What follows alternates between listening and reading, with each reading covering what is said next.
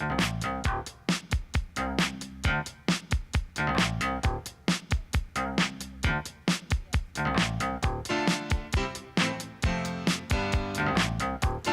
Cavanaugh, thanks so much for joining us. Well, all eyes this week were on Philadelphia, where the Saints' opposition prepares for a playoff game. Though the biggest play came from Baltimore, which attracted our police chief. We'll look at the police and the playoffs tonight and what the future holds for both. We'll also examine the council's actions on short-term rentals, as well as the status of consent decrees, the Pelicans trying to hold on to their biggest star, and we'll hear about a reporter's profile of Gail Benson. On the beat for us are tonight's Informed Sources. Errol Aboard, producer of Informed Sources. Eric Paulson, anchor and reporter, WWL-TV Channel 4. Fletcher Mackle, sports reporter, WDSU-TV, Channel 6. And Mike Perlstein, investigative reporter, WWL-TV, Channel 4. Okay, we're going to start with Mike. And surprise this week, Police Chief Michael Harrison says he's leaving us and he's going to Baltimore. That's right, and it's happening very quickly within the next 2 weeks. Even a double surprise in that the word got out that Baltimore sought him out, and he responded here to the local media that he did not apply, how much he loves New Orleans and the NOPD, and then 2 weeks later, he announces he's taking the job. Yeah. So good for him. It actually reflects favorably on the city that we have, groomed a chief who's being sought by other cities. In the case of Baltimore, they really wanted Michael Harrison because he has shepherded the NOPD through a consent decree, which is exactly where Baltimore is right now in the very early stages of their consent decree, which kicked in 2017. In terms of Michael Harrison as police chief, I mean, what's felt about that, about his tenure, and what sort of legacy is he leaving behind? Real positive legacy. The turnaround of Michael Harrison and his reputation is remarkable. When he was tapped for that position to replace Ronald Surpass, his name came out of the blue. He had not been a deputy chief. In fact, his rank was only lieutenant. He had been made commander and put in charge of the 7th District. Mm-hmm. He'd only been there a short time when he was a real unknown and dark horse chosen by Landrieu, but considered by many as something of a lightweight, having not been a deputy chief or been a commander for very long. He came at a very difficult time when police response times were among the longest in the country. The troop strength was at decades lows. They had a great difficulty retaining officers, recruiting new officers, and not to mention, of course, the consent decree, which had been in place since 2012. So he started at a low point, and there were some difficult times in his early tenure. Crime stubbornly remained high, shootings and killings remained high, but flash forward to 2018, and the murder rate checks in at a 40-plus year low. Shootings were way down, and as the chief, the buck stops with the chief when things are bad. He gets the credit when things are good. Well, then what did Michael Harrison bring to the job and to the force? Well, let me just tell you, and I got to know Chief Harrison, and I came to respect him. He had a very even-keel personality. One of the reasons he was considered, perhaps a lightweight when he was first chosen, is that he was handpicked by Landrieu, and it looked like, the mayor at the time was, very detail, hands-on, and controlling, and it looked like he was going to take control of the police department. For example, some of those deputy chiefs had heavy Landrieu input, which is usually a sign of a weak chief who doesn't get to pick his own command staff. But Michael Harrison, it turns out his personality is just a, bridge builder, able to forge, consensus among, competing interests, and that became his legacy as a chief. Unflappable, never rattled, and he went through, the shooting deaths of 2 police officers. He was there, at some critical, tough times, weathered that extremely well. But his core personality, which is innate optimist, always seeing the glass half full, that really helped sort of carry this sort of consistency. He wasn't, mercurial. He didn't necessarily play favorites. He didn't, he was able to sort of bridge some of the factions in the famously, divided police department, and that really helped him. And I think in outside cities like Baltimore, talking to somebody like that, I think he came across extremely well. Of course, on top of decrease in the murder rate that made national headlines. He's a native New Orleanian, right? Excuse me? The other thing, he was of New Orleans. He was a kid who grew up in Algiers. Right. He liked Mardi Gras because he remembered as a kid playing in bands and and watching the parade. So he was really of the neighborhoods. And he's been on the force since a young person, since a young man, right? He's been on the force for a long 27 time. years, I believe, and he, went through all the different, posts. A patrol officer in the districts. He was in major narcotics, going undercover. Had been for 10 years in PIB, public integrity, which obviously it looks very good on the resume. The one thing that not a lot of people know about him is he's also an ordained minister. No. And he carried that type of spiritual composure, if you want to call it that, onto the job as chief, and it really served him well. And we wish him all the best, and sorry to lose him. Who quickly could perhaps be succeeding him? Well, we always look to the deputy chief of field operations, in this case, Paul Noel. But another name that has cropped up and has been talked about quite a bit is Sean Ferguson, who's a commander, heads up the academy now. He had been the 2nd District commander. He's looked at as a rising star, and his name could be in the mix as well. Beginning of next week, we should find out? No, we know that this is going to be announced on Monday. Yeah. That is a firm commitment from City Hall. We'll see if that sticks. Okay, moving along quickly. All right, thanks a lot, Mike. All right, Fletcher, over to you. Okay. Oh boy, fingers crossed, but we're heading to the Super Bowl, aren't we? I hope so. I mean, if not now, then when? But yeah, I think the Saints are certainly going to beat the Philadelphia Eagles. I mean, it would be looked at as a huge letdown if they don't win on Sunday. You're the number 1 seed. You get the lowest seed in the NFC in a team that you beat by 41 that is still decimated by injuries. I understand that they have a new quarterback, but really it's the same defense that gave up 48 points the first time they played the Saints. So I would say that the Saints are in a favorable position to win this week. I will say this, the NFC Championship game I look at, Dallas is red hot. Dallas already beat New Orleans once. The Rams game against New Orleans came right down to the wire. Those are really good teams. Those are the 3 best teams in the NFC. And anything can happen in an NFC Championship game, but being at home, I would give the Saints the advantage. And I would say that we are all going to be spending a week in Atlanta as the Saints participate in Super Bowl 53. Boy, we really hope you're right. But yet the last few weeks have been very competitive games. They haven't dominated their opponents like they did earlier in the season. No, you're right. And I think a big factor in that is the fact that Alvin Kamara and Michael Thomas were so good and are so good. But these young players, guys that a lot of people hadn't heard of before, Traquan Smith, a rookie wide receiver, Austin Carr, an undrafted player, Dan Arnold, a tight end that they found out of nowhere, and even a guy like Keith Kirkwood. These are all undrafted players, unsung players who came from the practice squad. They were making plays, and they were coming up when Drew Brees threw the ball their way. They were coming up with big plays. Down the stretch, they weren't making those plays. Traquan Smith had a crucial drop in the game at Carolina, and we weren't calling these guys names as much as we were earlier in the season. But the fact that the Saints have had a week to rest, their offensive line is healthy. Sean Payton with time to prepare, I think, is a true offensive innovator. Again, there was a good stat earlier this week. Jim Schwartz is the defensive coordinator for the Philadelphia Eagles. He's formerly the head coach of the Lions. Every time Sean Payton has coached against him, the point differential has been 25 or 30 points. The Saints destroyed the Lions in 2009. They beat them in the playoffs in 2011. In both of the games that he's been the defensive coordinator for the Eagles, Sean Payton has had his way with him as a defensive coordinator. So again, I feel comfortable saying that it's a 9.5-point spread, and I'm not a betting person, but I think that's a pretty safe bet. How many trick plays do you think we'll see in this playoff game, and how much will Taysom Hill be a factor? I think early, because I think Sean Payton tried that in a game earlier this season against the Steelers. I think the Steelers were a desperate team, had a lot to play for. In the first series, he tries to trick play with Taysom Hill. I think he knows that's kind of a knockout punch. That's something that really kind of dispirits a team, if you will. If he utilizes Taysom Hill and they pull off some trick play, that demoralizes a team on that sideline and it gives his team juice. So it would not surprise me to see Taysom Hill early and often, at least to try to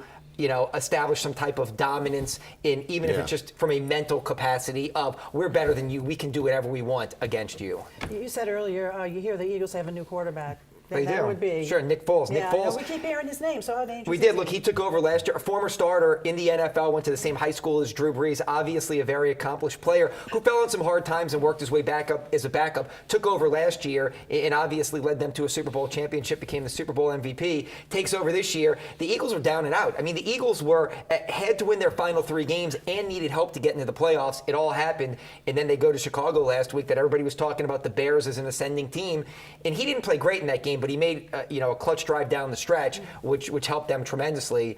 So yeah, he's definitely a good player who gives them a little bit of a spark. But realize this, he also turned the ball over twice against the Chicago Bears. The Chicago Bears had ample opportunity to put that game away, and offensively they just couldn't. He can't turn the ball over twice against the Saints and give it back to Drew Brees that many times. He has to play as perfect of a game as he played maybe in the Super Bowl last year to beat the Saints in the Dome. Let's not forget they're playing in the Dome. Right, where Drew Brees is Full of 5-0. Yeah. Drew Brees has never lost a playoff game in the Superdome. So Drew Brees and Sean Payton at home, it's been, history says that this is going to turn out well for the Saints. Exciting Sunday coming up. We Yeah, want it I to be agree. great. Okay, thanks a lot, Fletcher.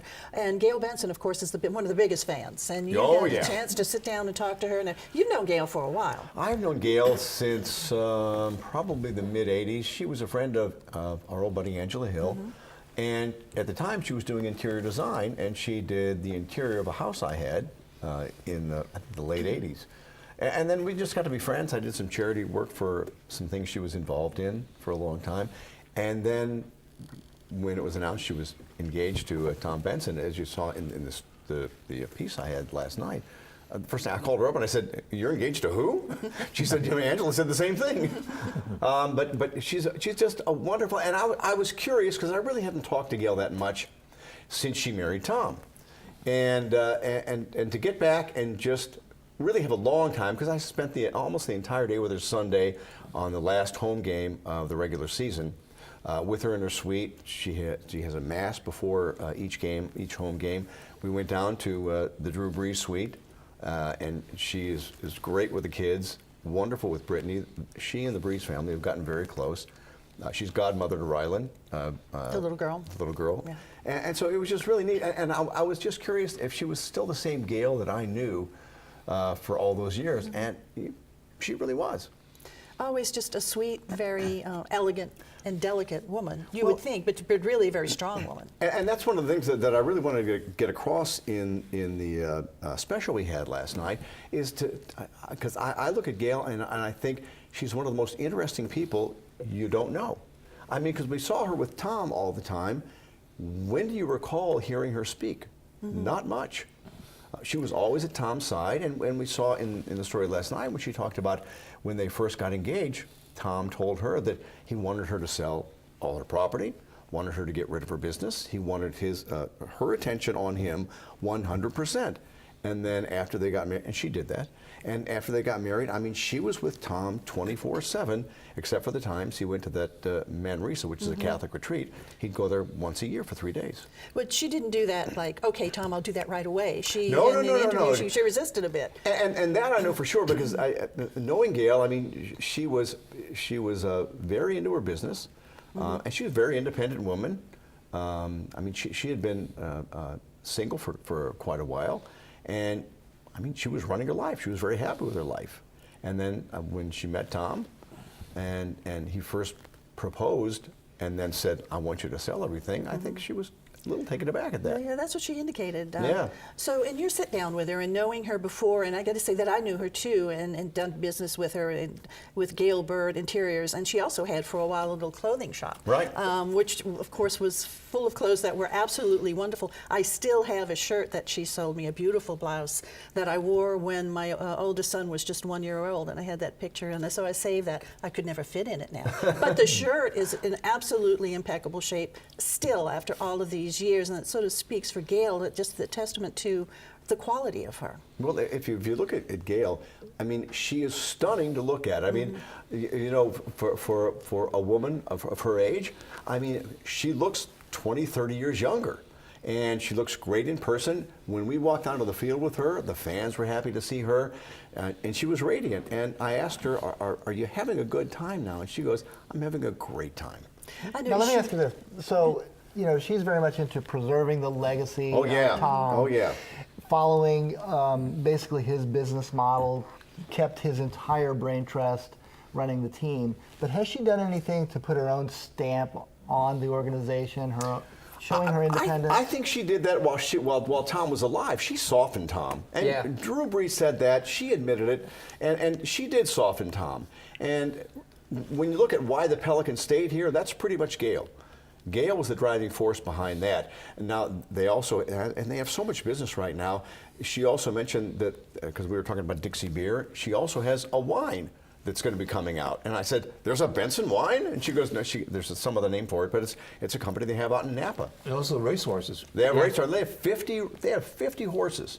She's come across. I was last year after Tom's passing. They had the NFL owners meetings the week later, and she went and represented the Saints and met the media. And it was a huge media scrum of local media that went to Orlando and national media, and everybody walked away very impressed because she is very elegant and she does represent the organizations and New Orleans well. With, again, I agree with what you're saying, the vision that he laid out and the people that are still in the positions of power. But she is the owner of these teams, and she comes across so elegant and so passionate about the city and so passionate about these teams that literally there were reporters saying, as you had said, we had not heard from her. We didn't know who she was or what she was about. And they had national reporters that covered the NFL saying, this was fantastic. She's going to be great. That was a tremendous welcome in a very difficult time, a week after her husband's passing and burial, that she met the national media. I cannot imagine, and I told this to Gail, I said, I cannot imagine any owner being as gracious and kind as you are with the fans, with everybody else, with the players. And the players love her. They're, hey, Mrs. B, you know, it's just great to see. The one thing is going to be this really tough decision has to be made, whether to hire or fire a coach, one of those kind of decisions. When that comes down to that, who is she going to, will it be her decision, or who has her ear? Who is she listening to? Who is she consulting with? Dennis Lauscha, Greg Bensel, Mickey Loomis. I mean, those guys really are the core of that organization. And so I know that they'll be in on every decision. Well, of course, she's just really pulling for the Saints, and she says she wants her husband's legacy to live on because he worked hard for it and he deserves it. And especially, and we mentioned this in the special last night, especially this year. Tom died last March. The Saints go on to have one of their best season in years, and if they go to the Super Bowl, what a legacy for Tom Benson. Absolutely. And you know, all the players and Gail always say, this one's for Tom. And let's hope that she gets a chance Boy, to I do hope hoist so that too. Lombardi trophy. Well, she said, I don't know if I can hold it. I said, you'll find a way. She certainly will. Thanks a lot. Okay, E, over to you. Council took a step to sort of advance the new proposals for short-term rental. Yeah, essentially making some recommendations. You know, the core of the issue is that you have more and more homes that are being used for short-term rental in neighborhoods throughout the city, and the owners of those homes can really make more money with short-term rental, and so they're not as attractive for long-term rental in terms of people living there. And so people are having to move, and rents are going up in New Orleans. And so there's a big issue about affordable renting in the city, as there are in a lot of cities. And so that's really the core of it. And if people can't afford to live full-time in the city, then there's concern about losing the character, losing the flavor of the city. You can kind of sense it a little bit just in neighborhoods, I see, where you have a heavy short-term rental presence. There's not these neighbors going back and forth and knowing each other. It's not that kind of a feeling. On the other hand, it does bring people in the neighborhoods who are using the services. I had one restaurateur tell me that his restaurant, that he has there's short-term rental nearby, and they have people that come into his restaurant still carrying their suitcases after they've arrived from the airport. And an uptown restaurateur said that she thinks that the various Airbnb and those kind of places have increased their business by 50%. And so some businesses are really aided by this. It's like having these little communities of tourism. On the other hand, there's real concern about what's going to happen to your residential quality. You're going to lose that. And so some of the proposals that they're looking at is one that in historic areas, you can't rent a whole home. that you can only do parts of a home. In residential areas, the owner has to live in the house. Homestead exemption is required. They can rent part of the house. They can rent up to 3 units and a maximum of 6 people, but it has to be owner occupied. The rules are a little bit different for commercial areas. They're a little bit looser. As they should be, don't you think? I mean, for Absolutely, commercial absolutely. areas, yes. But it does seem for residential neighborhoods, if you have a homestead exemption on that house, then you can do what you want with it. If you're buying up just property just to rent out, that's a different story, because then you do change your neighborhood. Well, that's what critics of the whole thing say. Yeah. That is what's happened to some neighborhoods, and the mantra sort of has been neighborhoods are for neighbors. Yeah. You know? And then another concern is in commercial areas, the rules will be, okay, you can rent for short term, but not on the first floor. And the reason is that commercial areas, they want to keep first floor space for commercial development. It's an ongoing issue. There's going to be more analysis, but it seems to be heading in that direction. As you said, it's definitely ongoing. It's just sort of the first step. It Yeah. goes to the city planning department and a lot more hearings. So Okay. we'll continue to be talking about this one for a while. Mike, consent decrees, that's something that's sort of ongoing here too, both jail and NOPD. Where do we stand now? Well, really, it's the tale of two consent decrees, in which the NOPD consent decree has been going well. The city's estimation is that they meet 93% of the benchmarks that were laid out in 2012, and that they are preparing to ask to get out from under some of the monitoring of that. It's quite costly to have these outside monitors. The city penned a letter to the federal judge. It was really a letter asking that a compliance hearing not be televised, but it went on for 4 pages to outline how costly it is to the city, how well they've done, and it seemed to lay the groundwork for what's going to be eventually a legal motion in court to start to get out from under the consent decree. The jail consent decree, on the other hand, was entered into shortly after, late 2012. They are either standing still or going backwards, and we've seen the change of the compliance director who runs the jail. The previous compliance director got a vote of no confidence from the federal judge overseeing that consent decree. So the jail has tremendous problems. They don't seem to be able to get out from understaffing, poorly paid guards, persistent contraband and violence in the jail, all critical issues that need to be corrected if they're going to get out from under, once again, a costly consent decree to the city. Mental health issues, certainly, that's a big problem for the jail as well, taking care of inmates with mental health Right. issues. But we have this new building now, which was supposed to solve all of these problems. Well, the facility is state of the art, but even with that, we've seen problems. It's a direct supervision model, which means the guards are in the pod with the inmates, and that has resulted in its own sort of problems when you have perhaps underqualified, undertrained guards in that position. It just doesn't work. But we are seeing the jail population drop. Oh, dramatically, Yeah. dramatically, and part of that is because the jail only holds a certain number, and some of those result in other elements of the criminal justice system, like criminal court and the judges, trying to lower the jail population, set or lower bails, let more people out on RORs So to it's- sort of help the jail with its population It's all problem. interconnected. Real quick, Exactly. a comment from the monitors regarding the NOPD consent decree. Where do they agree with the city?